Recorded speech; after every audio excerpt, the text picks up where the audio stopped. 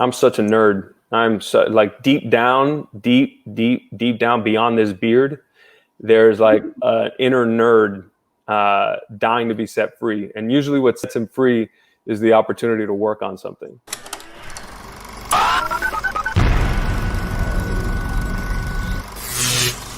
Hello and welcome to a brand new episode of Pop Culture Planet, a video podcast centered around diverse voices and representation in Hollywood. I'm your host, Kristen Maldonado, a TV and film critic, content creator, and champion for inclusion, and we have been celebrating Latinx Heritage Month all month long, and today I'm so excited to be joined by Pino to talk about his role in Dear Evan Hansen, to talk about Mayans MC, and just diving into his career as a proud Cuban-American actor. He was so insightful, and I truly hope that you guys enjoy this conversation. I'd love to hear from you about what your relationship is like with your Latino heritage. Vibrant. I'm very proud of my Cuban roots, being Cuban American and being born in La Provincia Norteña de Cuba, Miami. I feel very proud of that. Having married an incredibly proud Latinx woman, Lily, who is Colombian American. Her family is from Cali, Colombia, and we have two boys who we raise as Cuban Colombian American. A lot of hyphens, but we've been to Colombia, and we try to infuse them with that same pride in their cultures, in all three of the cultures, in all three of the histories, and the music and the food. It's important for us to maintain that.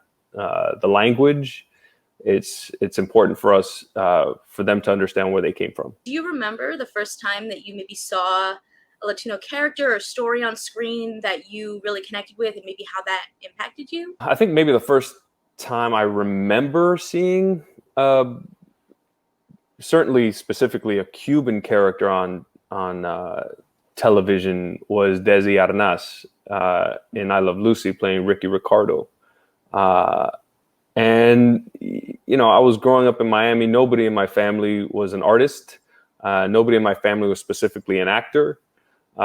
So I really didn't have that, that connection artistically where I felt that being a professional actor was even realistic or possible. But when I saw Desi on screen and he was speaking kind of like my dad, he had like my dad's accent, Lucy Yang Hong, so I was like, ese es mi padre. My dad kind of speaks that way.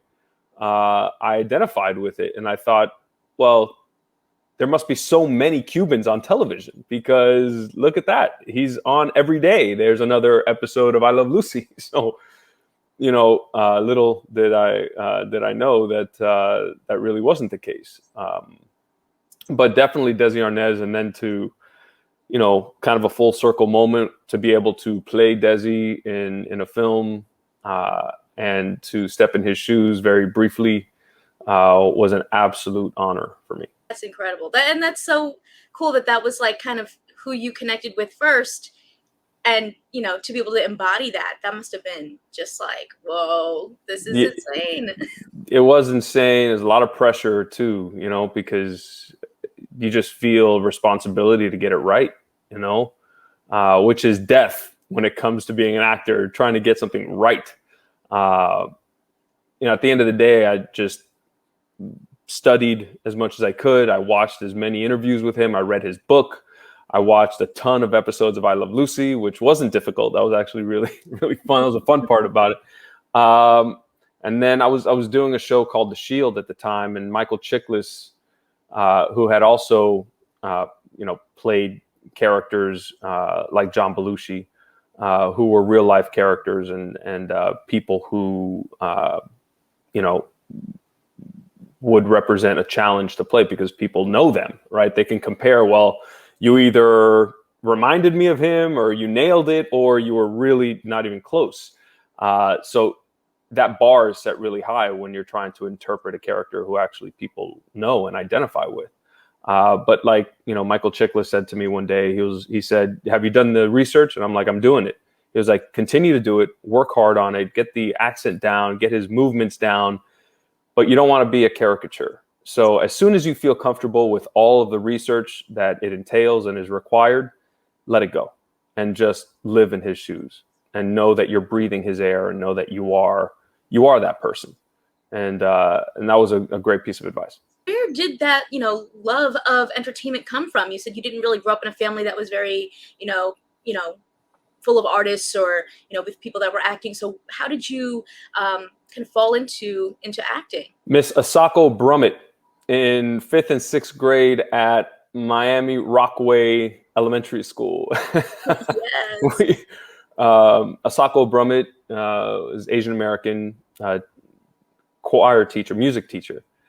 And, I was always decent at math, and, the relationship between math and music in terms of the notes and the counts and the beats was interesting to me. And so I got into choir, and I was singing, as like a 4th, 5th, and 6th grader.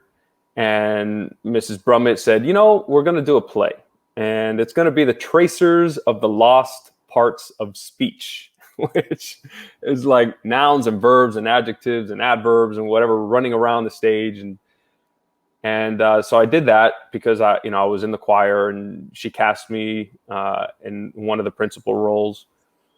And from that point on, I guess there was a teacher at a different performing arts high school, or I'm sorry, middle school, in the audience, and they offered me a spot at the performing arts high school. And my mother, being a teacher, said, well, you can't go there. And I said, why? They think that I might have some kind of, talent for this. Why shouldn't I pursue it? And she said, because I want you to be well-rounded, and you love sports, you love baseball, you love football, you have other interests. Don't narrow yourself down in 7th grade. And so I didn't go to that performing arts high school. I went to Rockaway Middle School, Rockaway Junior High School at the time. And the influence of Mrs. Greer and Ms. Mazzarella, and then in high school, Mr. V, Mr. Venezia. So, just some magnificent, outstanding teachers who spent the time to cultivate and encourage and make sure that seed was fertilized and would grow in the right direction. That's really who I have to give most of the acclaim to. Wow, that is so incredible, and just shows the importance of teachers and having them kind of believe in you and help push you. And I mean, your mom telling you, do a little bit of everything. That's so great to be able to, like, now you have that background of, like, okay, you're not just stuck in one thing. You can kind of do a little bit of everything. My mom not knowing this, but now being a professional actor, there's no better training ground than to know a little bit about everything, because you never know what character you're going to play. Throughout elementary school, junior high, high school, undergraduate, and even graduate school, doing musicals or, doing scenes from musicals, and having, singing classes, and, developing that side of your artistry. Because at the end of the day, a good song is like telling a good story. I think in a big way, because of American Idol and a lot of those shows, we're all kind of critics of music and of singers. We've all become sort of critics of that. What I love about the genre of musical theater and the kind of singing that we do in Dear Evan Hansen is that it's connected to character, right? So it's not about having the prettiest sound or the most performative of songs to be sung, but it's really about getting into the character and having the book of the movie lead into the songs and the music of the movie, and try and do it in as internal and effortless way as possible, so that the story continues to be told, from the script to the song and throughout. That is one of my favorite things about musical theater as well, is that it's all about the story and what you're trying to show everyone through, through the music. It's like when you can't express it anymore, that's when you have to sing. Yeah, I mean that in a very big way, and I think in other musicals it's even more pronounced. I feel where I feel on it may be the more theatrical versions of musical theater. There's a lot of song and dance, and the lights come in, and it's very frenetic. Whereas in Dear Evan Hansen, where there is some of that, it's more internal. It's more connected to character and the development of character. So can you tell us about what it was like kind of coming into this project? Were you a fan of the Broadway musical? And what was it like kind of just joining this crew? I had not seen the Broadway musical. I'd heard some songs, some of the better known songs, and I'd watched Ben Platt on, some shows on television singing and thinking that he was extraordinary. But I became very aware and, attuned to what the musical was about once I was supposed to have a 20-minute conversation, a Zoom conversation like you and I are having, Kristen, with Stephen Chbosky and Stephen Levinson, the writer and director of the film, respectively. And what a 20-minute conversation turned into a 2-hour conversation where we talked about not only the reimagining of the character of Larry, from Larry Murphy to Lorenzo Mora, still named Larry, but to make that character more fleshed out, to maybe make that family more representative of what we see in our community today in terms of diversity, and in the complexities of all of our families nowadays, whether it's a stepfather or stepmother, son or stepdaughter, so that the relationships had maybe more,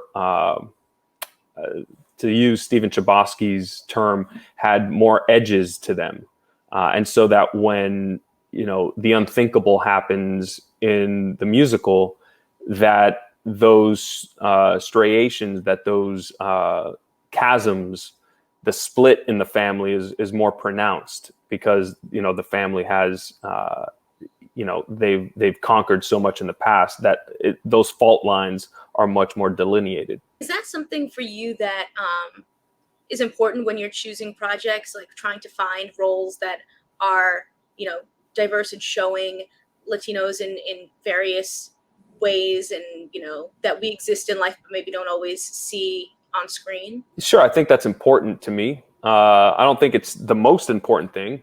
I think the most important thing is, do I connect to this character? Do I understand this character? Is it appropriate for me to play this character?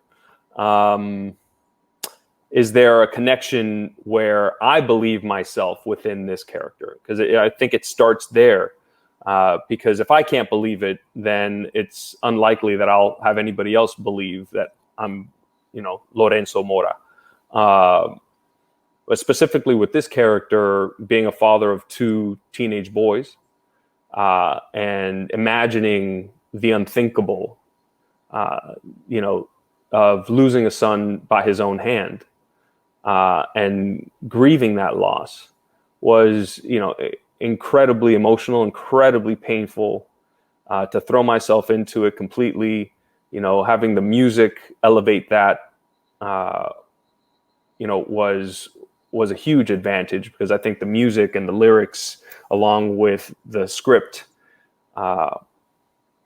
they do such a beautiful dance together, emotionally for all of the characters. But even more profoundly, I was aware that I was imagining that scenario.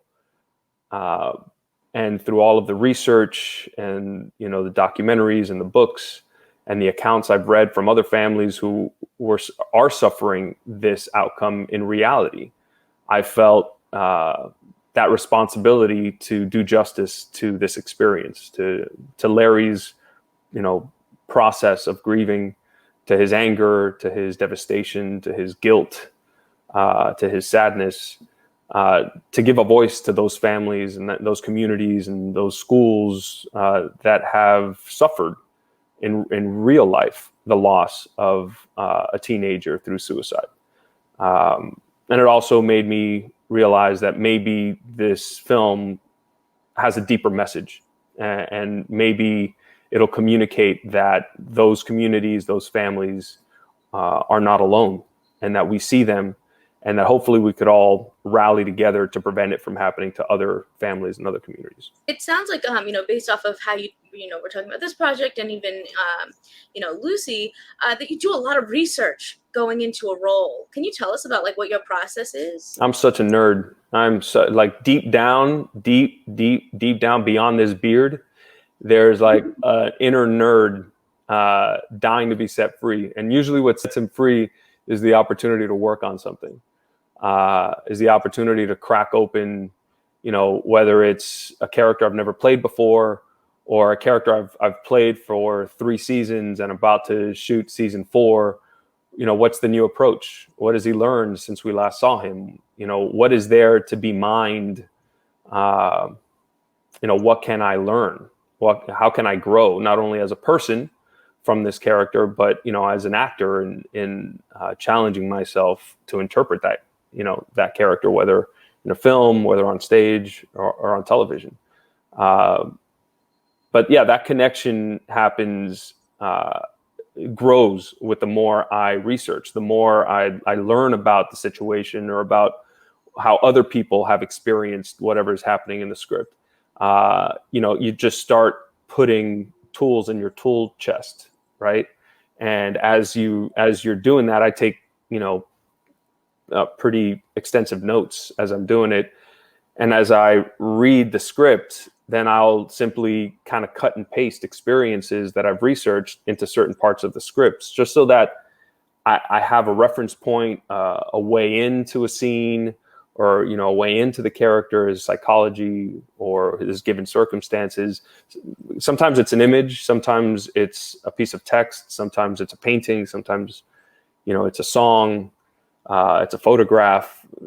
I basically try and use everything that I can to help create the illusion that I am that person. That is so cool. I love that, because I feel like, one of the fun things about acting is that you kind of do get to learn about a little bit of everything. You get to, kind of come in and take on these different roles and experience things that, like, kind of live another life in a way, and try things you haven't done before. And I love how you talked about, putting all that together. That is awesome. Yeah, it's our way of cheating death, because, we live dozens of lives and we die dozens of deaths when we're done with those characters. So, in a way, perhaps in our own small way, we're extending our lives by playing other lives. I love that. Anyway, that. Yeah, that's it. That's all I got. I mean, that's about as philosophical as I can get. I love it. And now, you mentioned series. I mean, we got to talk about Mayans MC. Yeah. What can you tell me about what's going on there, and what's going on with your character, and give us the juice if you can. Kristen, I would give you so much juice if I knew. If I knew, I would. I probably wouldn't, actually. I probably wouldn't tell you much.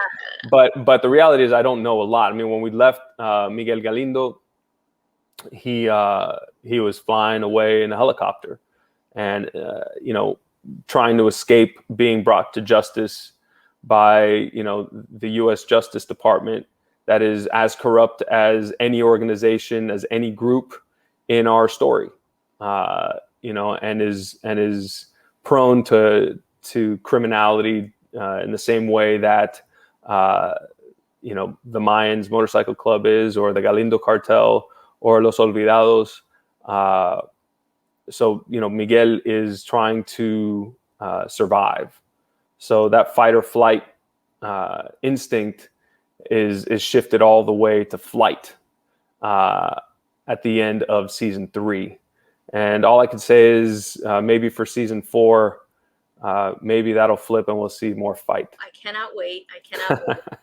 And I want to play a little game, if you will, called, all right. Real Rewind. So I'm going to bring up a couple of your past projects and tell us a little fun fact. Maybe something we might not know about it. I'll try. I'll try. Sounds good. All right. First up, Lucy. I can sing. I wouldn't say I am a singer because I've worked with way too many singers to call myself a singer, especially when you work with somebody like Ben Platt, who is such a singular talent, somebody who can sing through tears and through emotion like nobody I've ever seen before. I mean, physiologically, you shouldn't really be able to do that. So I'm still trying to figure out whether he's human or not. If he wasn't so connected to his emotions and to playing Evan Hansen, you would think that he was some kind of, super robot. But he plays him with such conviction and such empathy and reality that, it's so infinitely human in his portrayal. But so I had to sing for Desi. And so I was learning all the music for him, all the songs. He had to sing this little lullaby, right? And they asked me, well, do you play guitar? Can you accompany yourself with guitar? And I was like, I own a guitar, but I don't play guitar, but I didn't say that because I really wanted the role. So they were like, well, you play guitar, right? I was like, well, I might need some lessons. Like, I'll just like to brush me up. So they put me together with we shot this in New Zealand. So they put me together with a Maori musician named Tama Waipara. And Tama would come to my hotel room almost every day with his guitar and a guitar for me, the guitar that I was using to shoot. And he would go over the fingering on the fretboard, and we were just strumming. We weren't even picking. It was like the most basic stuff every day, and then I would put my wife to sleep playing this really awkward, bad lullaby that I couldn't quite get right every single day. I would sing to her and try and put her to sleep, playing Desi with the accent and singing and playing the guitar super badly until the day it was that we shot that scene. And, thankfully, practice does matter. And on that day, even though I was incredibly nervous and I had my own very deep-seated doubts in myself, we were able to shoot it, and I think it came out really nicely in the film. Oh, that's awesome! So you played it. You really played the guitar. Oh, I love it. Yeah, I played it. Awesome! Oh my gosh. Okay, so next one is Cold Case. Cold Case, man. I had such a beautiful time on that show. We became so close. We were like family, and I'm still very much in touch with not only the actors, but a lot of the creative team involved with the show. Jeremy Ratchford, who played Vera, he's Canadian, and he's a prankster, a jokester, and he put out this fake magazine, Rolling Stone magazine cover of myself dressed as Sacha Baron Cohen in all leather with, it was right around the time he was doing Ali G and all of that. And he just kind of superimposed my face on the cover. And then he passed it out to the entire crew. So when I came on set, they were all reading this Rolling Stone cover. And I was so focused on playing Scotty Valens that I came in, I didn't even notice. I was like ready to shoot. I was on my mark. And when I looked up, ready to shoot, and I looked around, the set, like, what's going on? Let's roll. We're ready to go. Everybody was looking at this one mag, and I looked at it, and I was like, is that Ali G? Is that Sasha? Wait a minute. That's me. And of course, out comes, Jeremy Ratchford, and it's really funny and whatnot. Cut to about a month later, I filled his, I didn't do it. Somebody filled his trailer with packing peanuts. But it wasn't you. It wasn't me. Somebody did. That is awesome. Oh, that's so fun. And there's, a lot of jokes going on backstage and, on set. Oh, that's so funny. Okay. Next one is Law and Order SVU. Oh, man. Same thing. I love that family, that Law and Order family. We spent 4 years together, 7 years on Cold Case. The 4 years on Law and Order were intense, because we, there were a lot of changes to SVU when I joined. It was in transition, And a lot of people thought we were kind of in an existential crisis at the time, whether SVU would survive a lot of the changes that went on. Thankfully, they're about to shoot their 500th episode. They're in their 23rd season. And I'm incredibly proud of everybody involved and to have been a part of that legacy.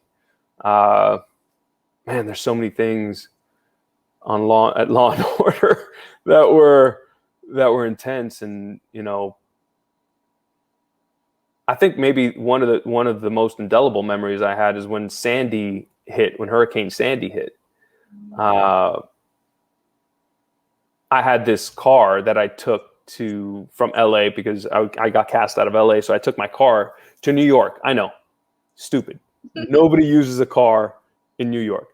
One of the times I actually used my SUV for SVU was after Hurricane Sandy. And Mariska and I got on the phone right after the hurricane had hit.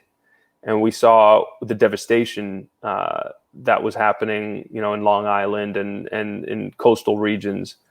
And so myself, my wife, Lily, our kids, Mariska, her husband, Peter, and her kids, we all met up at Home Depot.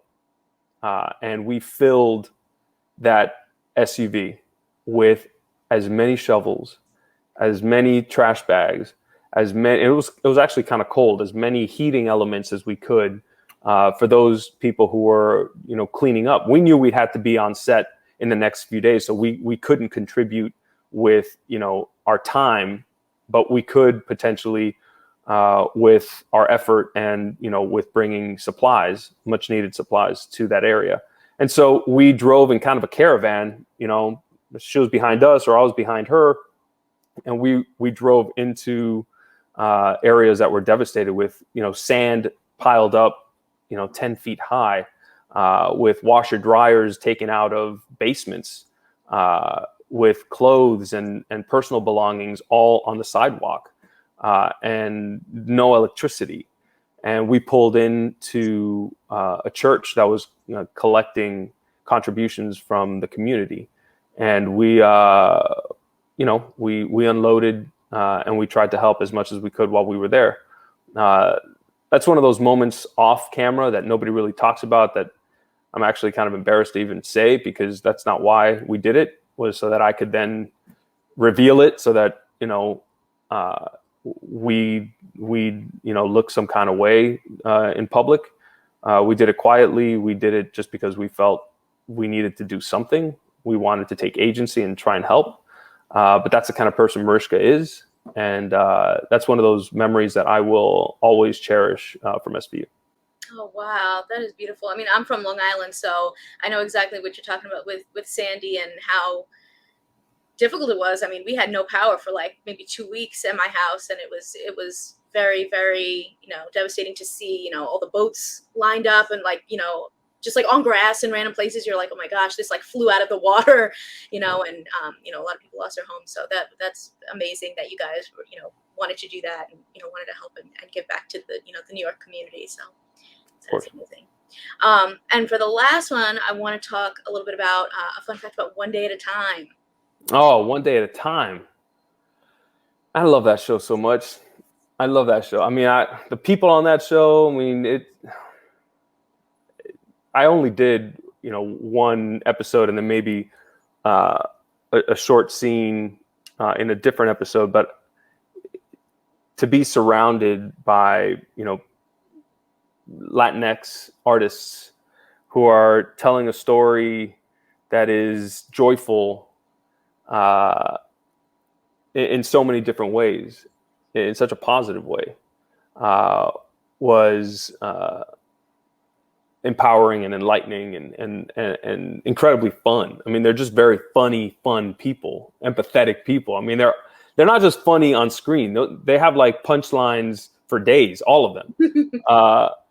Probably one of the funniest things that happened to me, because, I don't think I own a pair of white jeans, is that they put Tito, my character, in a pair of white jeans.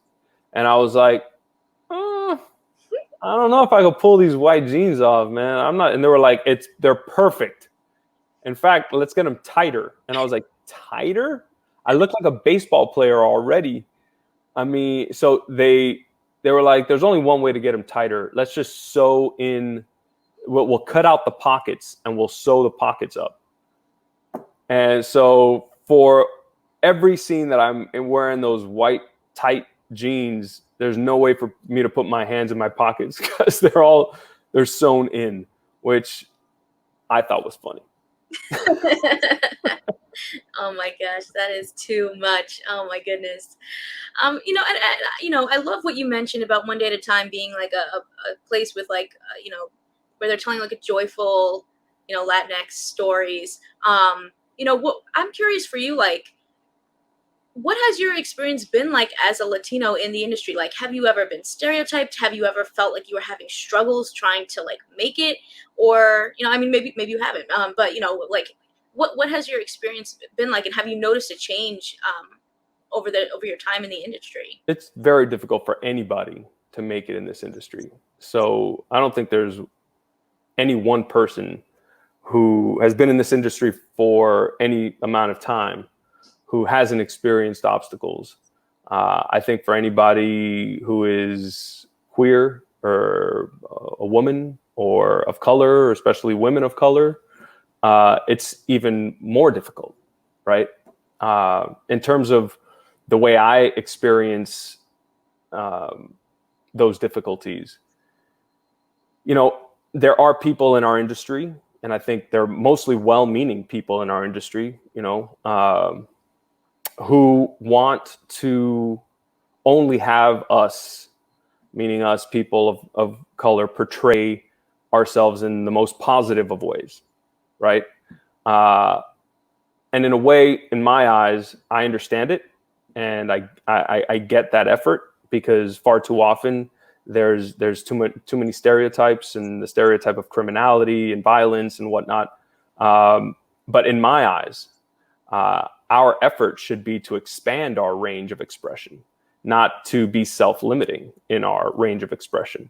And so if there's a story to be told that includes violence, it's something that is of that writer's reality. It's what they experienced. It's what they saw in their upbringing. It's what they saw and inspired their artistry. Then I think we should be encouraging that, because it is based in truth, not in a romanticized version of violence, but in the real version of violence where there are repercussions. There's a price to be paid. And that's why I love being able to do something like One Day at a Time. I'm playing Tito with the tight white pants with no pockets. And then in that, following week, jumping into Miguel Galindo and playing, somebody who is, who has these inconsistencies, this duality of being violent and threatening, and yet having a family and being a father and being a husband. And that stemming from a place of authenticity and of artistry. If you guys like this one, you can check out more Pop Culture Planet right over here on your favorite podcast listening platforms. Yeah.